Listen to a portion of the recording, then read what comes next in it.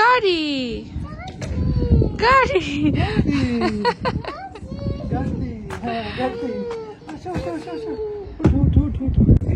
আমরা ঈদের আগের দিন এখন বিকেল বেলা করে বের হচ্ছি এই যে বাজার করতে।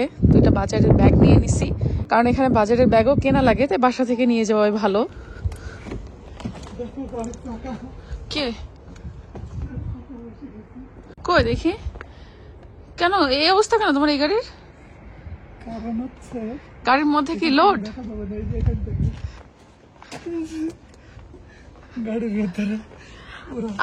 এই যে কাঠ। আপনাদের ভাইয়া হচ্ছে সকালবেলা গেছিল হচ্ছে আমাদের এই মিনি বাস নিয়ে ইয়েতে আমাদের গার্ডেনের কিছু কাজ করা হবে, সেসব জিনিসপত্র কিনতে, প্লাস লফটের।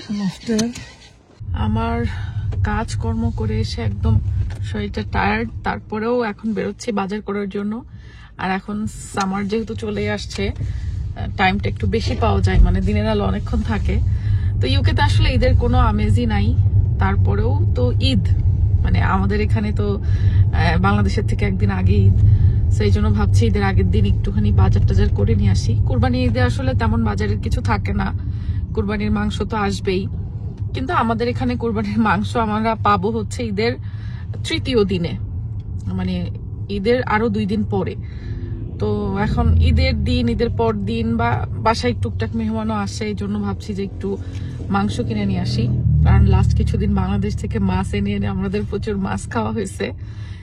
তো একটু যাচ্ছি মাংস টাংস কেনাকাটা করবো, মানে অল্প করে, একদম ফ্রেশ কিনে ফ্রেশ রান্না হবে ঈদের জন্যই। আজকে আমাদের রোডে কোনো জ্যাম নাই, বিপরীত পাশে জ্যাম। ইয়েস মামি, ওই দেখো পাখি। আমার শরীরটাও লাস্ট কয়েকদিন ধরে এত খারাপ, গতকালকে ডাক্তারের কাছে গেছিলাম, জ্বর, হে ফিভার। এই ফিভারের প্রবলেম থেকে সাইনোসিসের প্রবলেম শুরু হয়েছে। আমার নাকের এইখানে আর এইখানে প্রচন্ড ব্যথা, এবং এখানে যে লিকুইড গুলো জমা থাকে ওগুলো জমে চোখ, নাক, মুখ ফুলে গেছে, আর অলওয়েজ চোখ দিয়ে আর নাক দিয়ে মুখ দিয়ে পানি পড়তেছে। তো এগুলোর জন্য শেষমেশ অ্যান্টিবায়োটিকই দিচ্ছে আমাকে, বিকজ আমার 2 সপ্তাহের উপরে এই পেইন। তো এই অবস্থা নিয়েই ঈদের প্রিপারেশন নিচ্ছি। প্রিপারেশন বলতে আসলে কিছুই নাই, বিদেশে ঈদগুলো খুব শুকনো রংবিহীন হয়, ঠিক আমার মতো।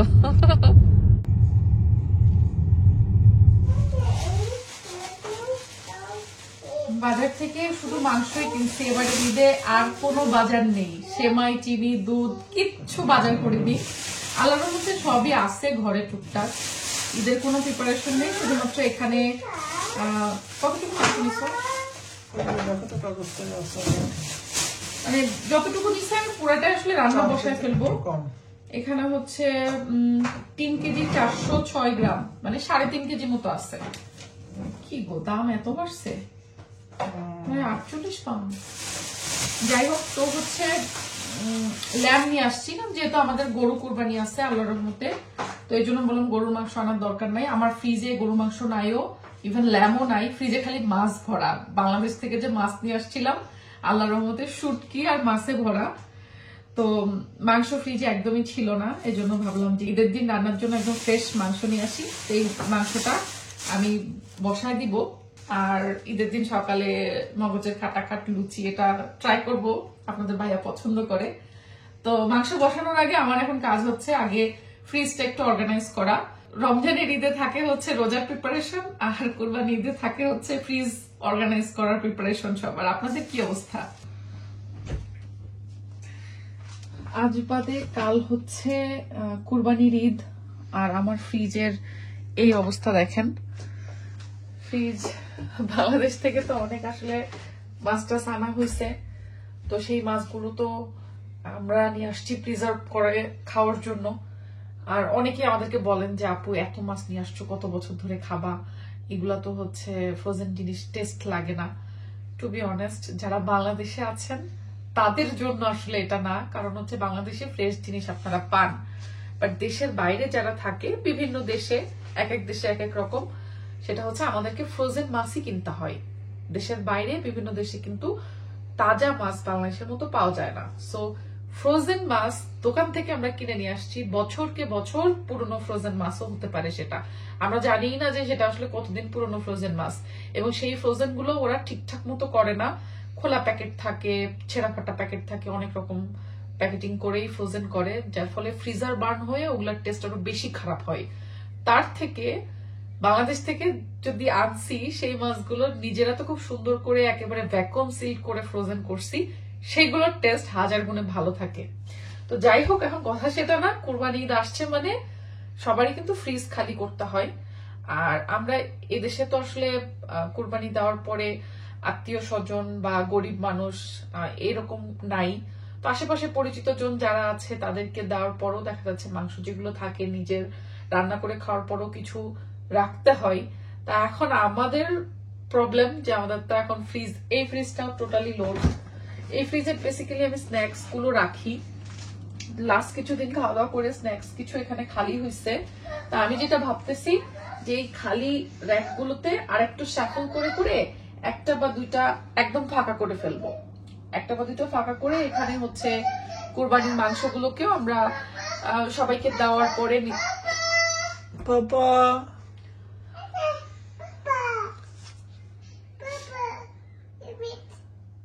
সবাইকে দেওয়ার পরে নিজেরা খাওয়ার পরও আর অল্প কিছু থাকে সেগুলো আমি এই ফ্রিজে রেখে ফেলবো। সবাইকে দেওয়ার পরে নিজেরা খাওয়ার পরও আর অল্প কিছু থাকে সেগুলো আমি এই ফ্রিজে রেখে ফেলবো। আর এই ফ্রিজটা হচ্ছে আমাকে একটু শ্যাফল করতে হবে যদি এক্সট্রা কিছু এর মধ্যে রাখা থাকে, তবে আমার মনে হয় এই ফ্রিজে শ্যাফল করেও তেমন কিছু হাঁটাইতে পারবো না। তোমার কি মনে হচ্ছে? কিছু হয়তো যেতে পারে, অল্প কিছু। আপনাদের কার কি অবস্থা বলেন, ফ্রিজ খালি করার অবস্থা আর কি? গত বছর কুরবানিতে আমার বাসায় ইংল্যান্ডে এখানে আমার আব্বু আম্মু ছিল, তারা বাংলাদেশ থেকে ঈদ করতে আসছিল। তারপরে ফ্রান্স থেকে আমার চাচা চাচি, চাচাতো ভাই সবাই আসছিল। তো বাসায় একটা জমজমাট ঈদের আমেজ ছিল। এবছর আমার বাসায় ঈদের কোনো আমেজ নাই। আর যেহেতু রিসেন্টলি আমি রোজার ঈদটা বাংলাদেশে করে আসছি, সবার মধ্যে থেকে আসছি, তো অনেক বছর পরে আমার মনে হচ্ছে পুরোনো ঘাটা জেগে উঠেছে। ইউকেতে লাস্ট 4 বছর ধরে আমি ঈদ করতেছি, একরকম শুয়ে গেছিল বলা যায়। আবার এই যে এবার রোজার ঈদ বাংলাদেশে করে এসে আমার মনে হচ্ছে যে আমার সেই পুরোনো ঘা জেগে উঠছে। হ্যাঁ, মানে I don't know, এই কুরবানিটা মানে আমার কাছে মনে হচ্ছে যে আমি কেবল বাংলাদেশ থেকে বিদেশে শিফট হয়েছি। মানে আছে না যে আসার পরপরই যে খারাপ লাগাটা কাজ করে বেশি, ওরকম ফিল হচ্ছে। আমি জানি হয়তো কিছুদিনের মধ্যে আবার আমি অ্যাডজাস্ট হয়ে যাব, ঠিক হয়ে যাবে, বাট টু বি অনেস্ট মানে আমি এই কুরবানিটা আমার কাছে খুব মানে মনে হচ্ছে যেন ফ্যাকাশে, রংবিহীন, মানে খুবই খারাপ লাগছে। আর গত বছর আব্বু আম্মুকে পাইছিলাম, আব্বু আম্মুকে আনছিলাম ইংল্যান্ডে। সো আমি একটা ছবি শেয়ার করছি, আমার চাচা, আমার আব্বু এবং সুজন একসাথে বসে কুরবানির মাংস নাড়তেছে। ওটা আমার বাসাতেই ছিল গত বছর কুরবানি ঈদের। আর তার আগের বছর কুরবানি ঈদে আমার শাশুড়ি ছিল আমাদের সাথে। তো পরপর 2টা কুরবানি কিন্তু আমাদের এরকম ভালো গেছে ইংল্যান্ডে। আর এবার আমরা একা, মানে একা মানে আমার কাছে মানে খুব বেশি একা লাগতেছে। কুরবানিদের কোনো প্রিপারেশন নাই আমাদের, আমাদের বাসা গোছানো, ঘর গোছানো বা কোনো কিছুই আমি এবার করিনি, কারণ আমার জব, কাজকর্ম, বাচ্চাদের স্কুল চলতেছে। এদেশে কিন্তু বাচ্চাদের স্কুলও ঈদে কোনো ছুটি দেয় না। তবে হ্যাঁ, ঈদের দিন সকালে হয়তো স্কুলে ফোন করে আপনি আনঅথরাইজড লিভ নিতে পারেন বাচ্চাদের জন্য, বাট হচ্ছে ওইটা হচ্ছে অথরাইজ করে না, ছুটি গ্রান্ট করে না ওরা। তো বাংলাদেশে যেমন ঈদ মানে হচ্ছে ছুটি হয়ে যায়, স্কুল কলেজ তারপরে অফিস আদালত সব ছুটি হয়ে যায়, এখানে কিচ্ছু না। ঈদের দিনও অফিস আছে, ঈদের দিনও স্কুল কলেজ ইউনিভার্সিটি সব আছে, সব চলতেছে, ঈদ উপলক্ষে কোনো ছুটি নাই। তো আমি ছুটি নিছি ঈদের দিন, আর ঈদের পরে 2 দিন তো শনি রবি থাকবে। এখানে হচ্ছে শুক্রবারে ঈদ হবে ইনশাল্লাহ। তো প্রিপারেশন বলতে একটু ফ্রিজ খালি করে জায়গা করে রাখবো। আর মাংস তো ঈদের দিন আসবে না, ঈদের 3য় দিনে মাংস আসবে আমাদের কুরবানি। তো এই তো মানে ইভেন আমার ঘর বাড়িও অনেক এলোমেলো হয়ে আছে, বাচ্চারা খেলাধুলা করে। আমি এবার ঈদে ঘরও গুছাইনি, ঘরও সাজাইনি। মন সাজাই সময় পাচ্ছি না, মনটাই অনেক খারাপ